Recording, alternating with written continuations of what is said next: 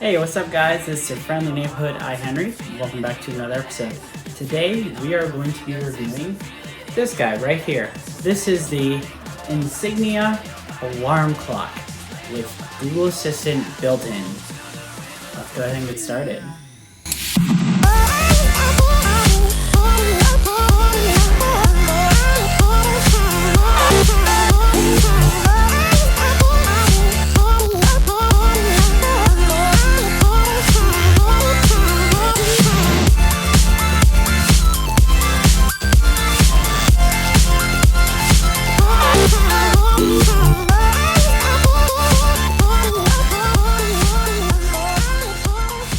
When you buy something at a marvelous discount, if it's $50 off, $100 off, $150 off, you really have to ask yourself, is there a reason why it was discounted that much? For this alarm clock system, it's fairly new, and Best Buy had it on sale for a deal today for $25, normally about $130. So I had to think, why would it be such a big discount? But instead of asking that right away, I went ahead and bought two of them because logic. And it's actually been working rather well. But what I do like about it is actually the sound quality. And I know you're talking about, oh, it's an alarm clock. All you needed is to play an alarm. Well, with this, it's actually a smart home speaker. Sound quality, that's the thing.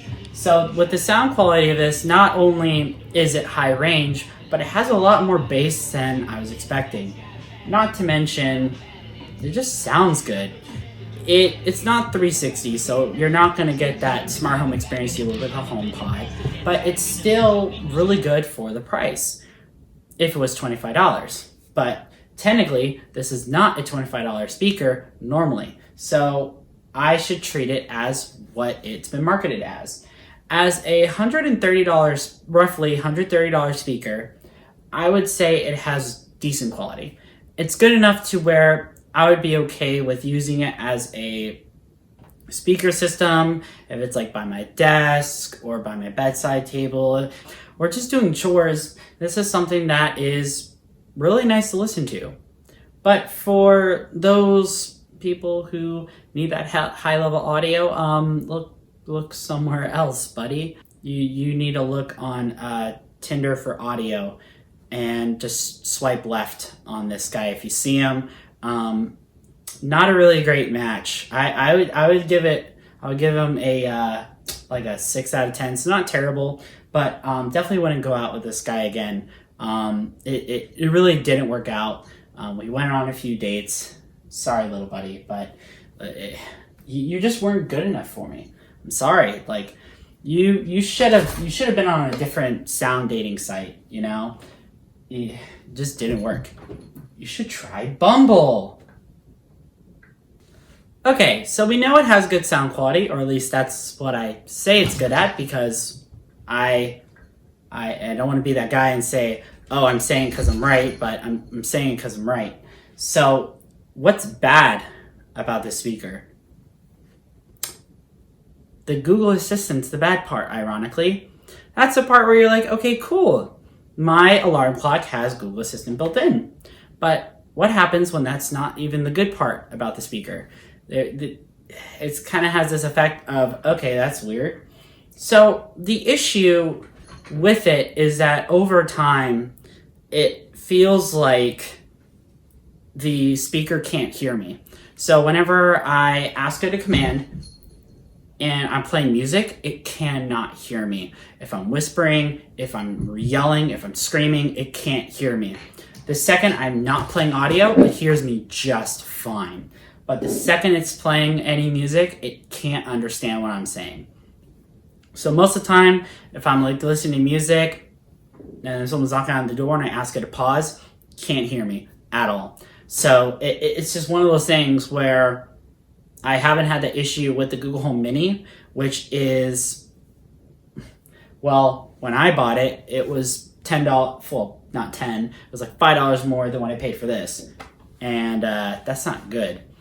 And it's about like 1/4 of the size of this alarm clock. But However, it does tell you the weather, and it does tell you the time, and you are able to change the brightness of this by tapping these guys twice.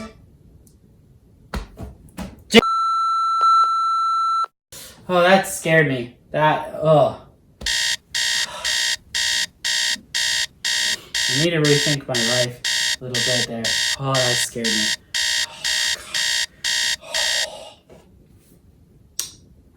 Anyway, you tap on these guys to change the brightness of this. Cool. So it does have touch level controls up here. This is pause and play, volume up, volume down, and it's touchscreen.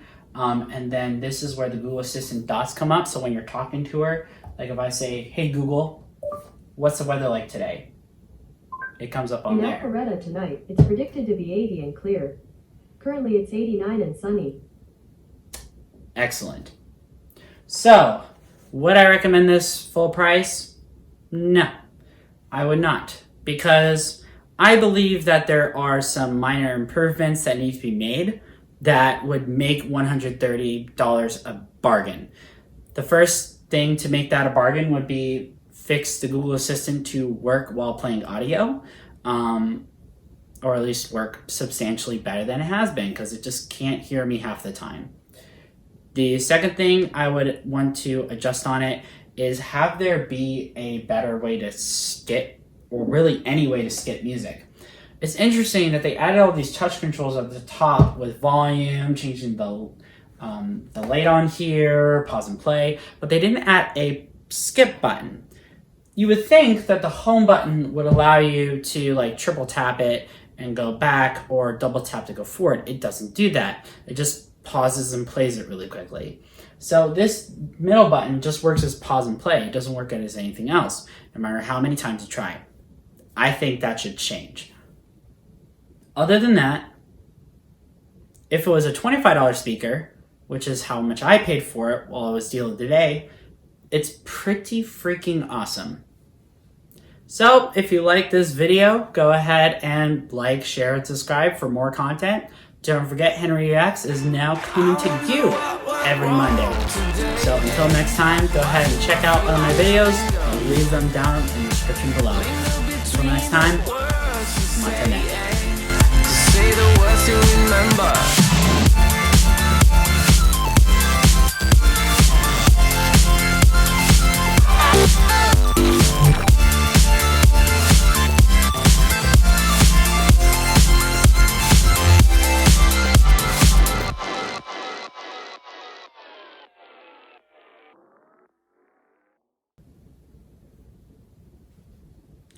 Walter likes to rub himself against the tripod, thinking that it's a good idea.